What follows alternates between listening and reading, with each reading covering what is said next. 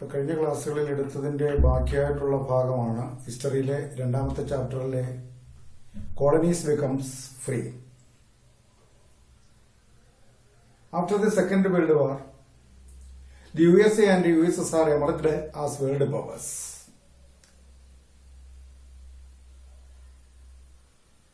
After the Second World War, USA and USSR, American ഐക്യനാടുകളും Soviet യൂണിയനും രണ്ടാം ലോകമഹായുദ്ധാനന്തരം ലോകശക്തികളായി വളർന്ന് വികാസം പ്രാപിച്ചു. One of the most prominent outcome of the Second World War was the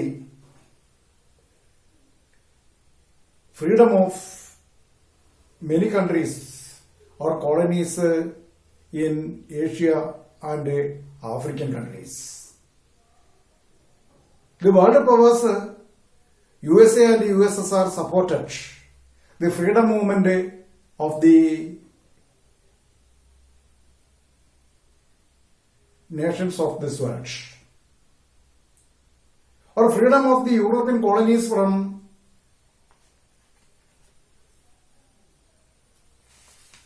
their masters. They stood for the freedom of the colonies, or they promoted the freedom of the colonies. രണ്ടാം ലോകമഹായുദ്ധാനന്തരം ലോകശക്തികളായി വളർന്ന American ഐക്യനാടുകളും Soviet യൂണിയനും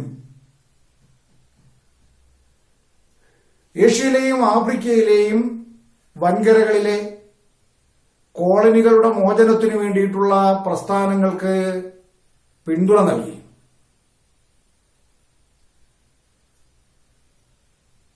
The colonies adopted a policy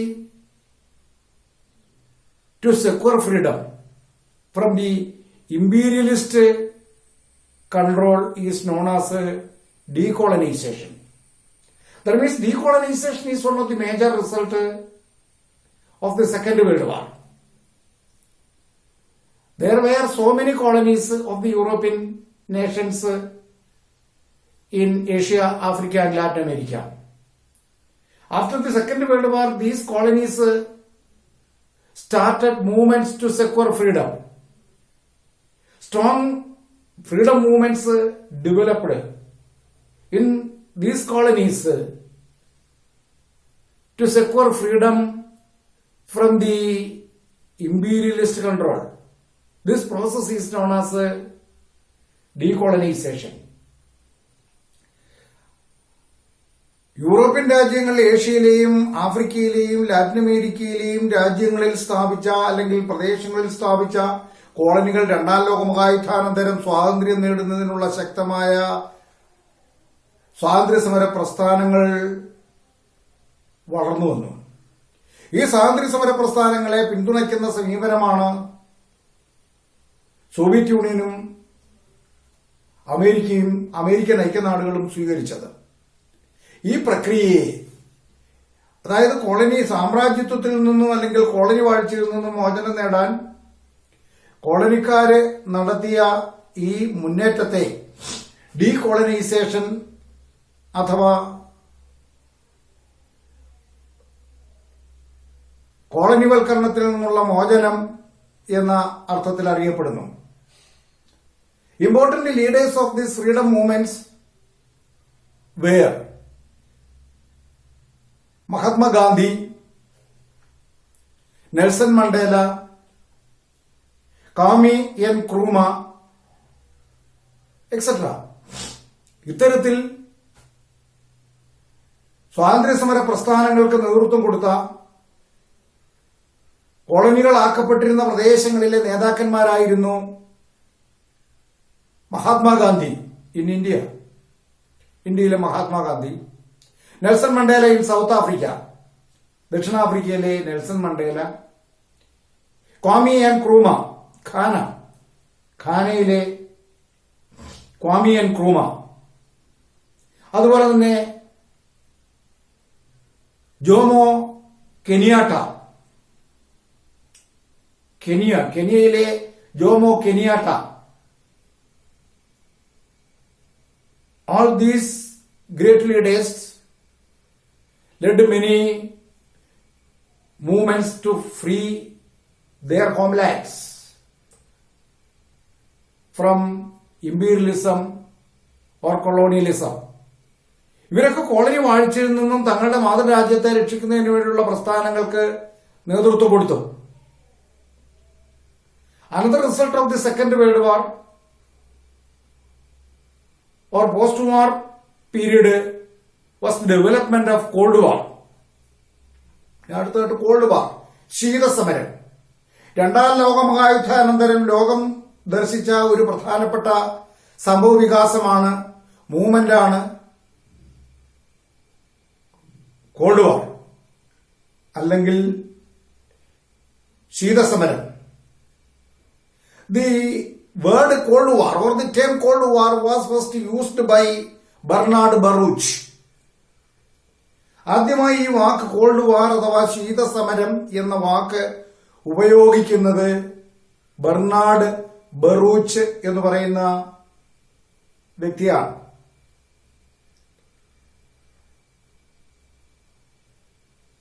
പിന്നീട് Lipman further explained the feature of the Cold War in his famous work The Cold War. പിന്നീട് Lipman എന്ന് പറയുന്ന ഒരു നേതാവാണ്, വ്യക്തിയാണ് ദി കോൾഡ് വാർ ശീതസമരം എന്ന ഗ്രന്ഥത്തിലൂടെ ഇതിന് കൂടുതൽ വ്യാഖ്യാനങ്ങൾ നൽകിയത്. ഞാൻ സൂചിപ്പിച്ചു, after the second world war the United States of America and the union of Soviet socialist republic emerged as world powers and the world was divided into two power blocks, capitalist bloc and socialist bloc.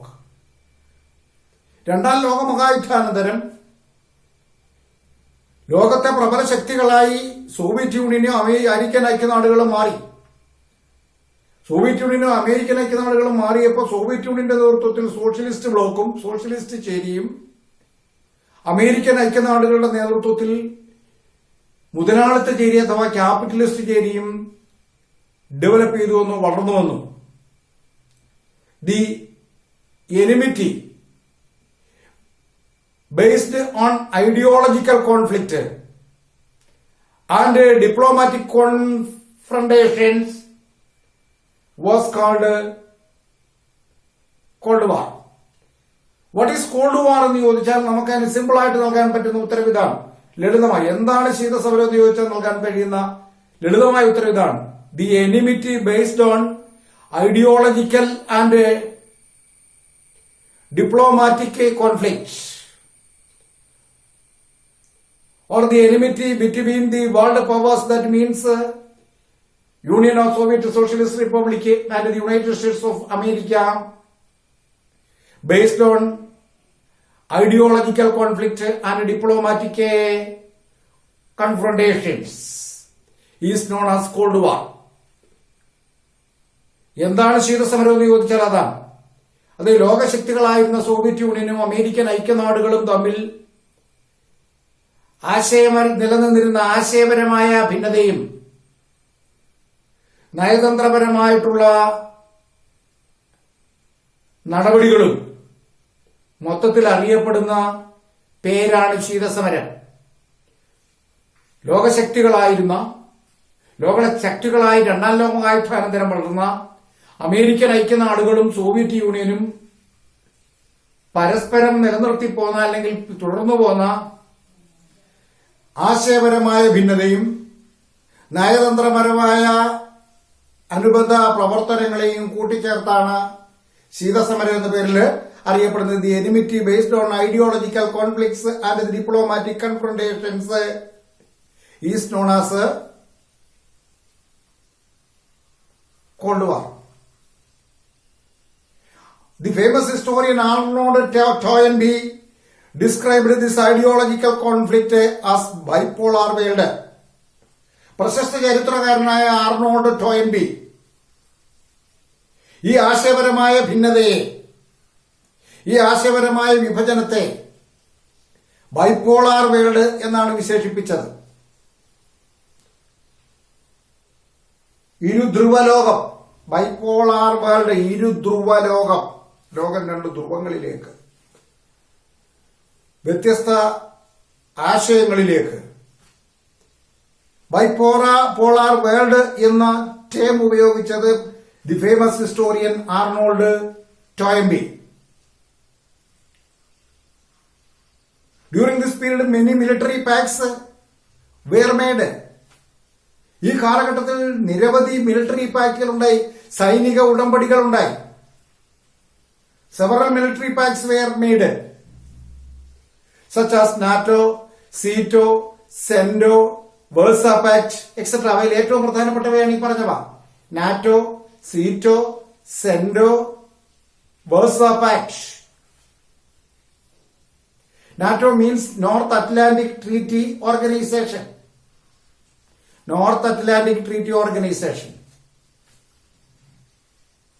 SEATO, Southeast Asia Treaty Organization. CENTO, Central Treaty Organization.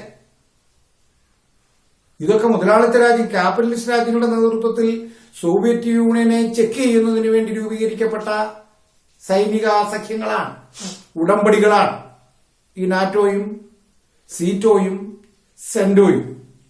As a reaction against it, under the Soviet Union, under the leadership of Soviet Union, another military alliance was formed by name Warsaw Pact.